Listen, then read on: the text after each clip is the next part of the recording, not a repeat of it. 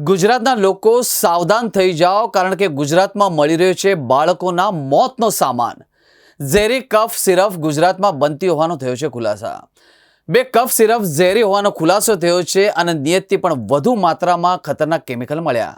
બંને સિરપના વેચાણ પર પ્રતિબંધ મુકાશે। મધ્યપ્રદેશ અને રાજસ્થાનમાં ઝેરી કફ સિરપ પીવાથી બાળકોના મૃત્યુના મામલે એક ચોંકાવનારો ખુલાસો થયો છે, જેણે ગુજરાતના ડ્રગ્સ ઉત્પાદન ઉદ્યોગ ઉપર ગંભીર સવાલો ઊભા કર્યા છે।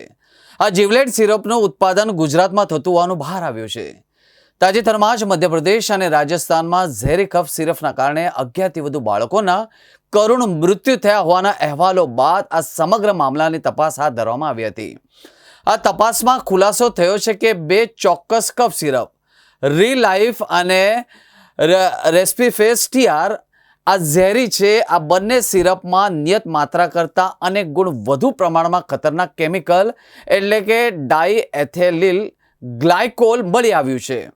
ડાઇએથિલિન ગ્લાયકોલ એક અત્યંત ઝેરી ઔદ્યોગિક સોલ્વન્ટ છે, દર્શક મિત્રો, જેનો ઉપયોગ એન્ટીફીઝ અને બ્રેક ફ્લુઇડ જેવા ઉત્પાદનોમાં થાય છે અને જે તે દવાઓમાં ભેળસેળ આવે તો તે કિડની ફેલ્યોરનું કારણ બની શકે છે અને જીવલેણ સાબિત પણ થઈ શકે છે। સૌથી મોટો અને ચિંતાજનક ખુલાસો એ થયો છે કે આ ઝેરી સિરપનું ઉત્પાદન ગુજરાતની બે કંપનીઓ દ્વારા કરવામાં આવ્યું છે। આ ખુલાસા બાદ ગુજરાતમાં દવાના ગુણવત્તા નિયંત્રણ અને ઉત્પાદન પ્રક્રિયા પર ગંભીર સવાલો ઊભા થયા છે। તપાસમાં આ બંને સિરપ ઝેરી હોવાનું પુરવાર થતાં તેમના વેચાણ પર તાત્કાલિક પ્રતિબંધ મૂકવામાં આવ્યો છે। ઝેરી કફ સિરપના કારણે થયેલા મૃત્યુના મામલા બાદ અન્ય રાજ્યોના દવા નિયંત્રણ વિભાગોએ પણ સમાન ઉત્પાદનો પર પ્રતિબંધ મૂક્યો છે અને સઘન તપાસ પણ શરૂ કરી છે। ગુજરાતની કંપનીઓનું નામ સામે આવ્યા બાદ ગુજરાતનું ડ્રગ્સ કંટ્રોલ તંત્ર પણ હવે સક્રિય બન્યું છે અને દર્શક મિત્રો, આ કંપનીઓના અન્ય ઉત્પાદનોની ગુણવત્તાની તપાસ પણ હાથ ધરવામાં આવી છે। આ ઘટના ગુજરાત સહિત સમગ્ર દેશના વાલીઓ માટે એક મોટી ચેતવણી છે। દર્શક મિત્રો, બાળકોને કોઈ પણ કફ સિરપ આપતા પહેલા ડોક્ટરની સલાહ અવશ્ય લો। પોતાની જાતે અથવા મેડિકલ સ્ટોરના કહેવા પર સીધી કોઈ પણ કફ સિરપ આપવાનું ટાળો। જો બાળકને કફ સિરપ આપ્યા પછી ઉલટી, ઝાડા, ઓછો પેશાબ થવો કે બેભાન થવા જેવા લક્ષણો દેખાય તો તુરત ડોક્ટરનો સંપર્ક કરો। માત્ર વિશ્વસનીય અને જાણીતા उत्पादकों की दवा खरीदो। आज मैं यहाँ छिंदवाड़ा परासिया बीते दिनों जो घटना हुई है, बच्चों को कफ सिरप की दवाई का वितरण में जो लापरवाही हुई या कंपनी के द्वारा बेच खराब हुई, 19 सैंपल लिए थे, इसमें 3 सैंपल फेल हुए। एक तमिलनाडु की कंपनी का जहां अमानक प्रकार की दवाई थी, जिसके कारण से बच्चों की किडनी और लीवर उस पर असर आया और अंततः 15 से ज्यादा बच्चों की डेथ हुई अलग अलग प्रकार के।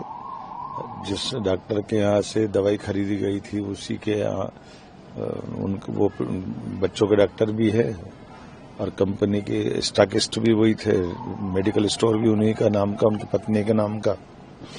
इसलिए प्रशासन ने कठोर कार्रवाई की है।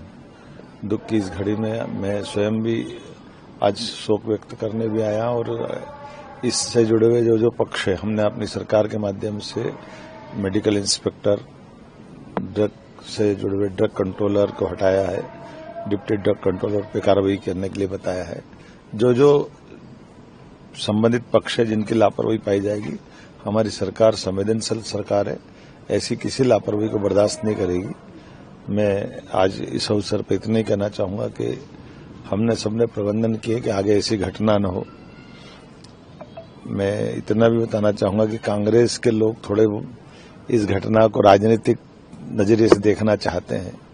कांग्रेस के अध्यक्ष और कांग्रेस के लोगों से इतना कहना चाहूंगा कि कांग्रेस के शासनकाल में इस प्रकार की घटनाओं पे मुख्यमंत्री का आना तो छोड़ो, विधायक भी नहीं आते थे और लगातार लापरवाही बरतते हुए। लेकिन मैं अब उन पूरी बातों को भूलते हुए इतना ही कहूंगा कि ये हमारे बीच ऐसी घटनाओं को दोबारा कोई न करे, इसके प्रबंधन हम कर रहे हैं।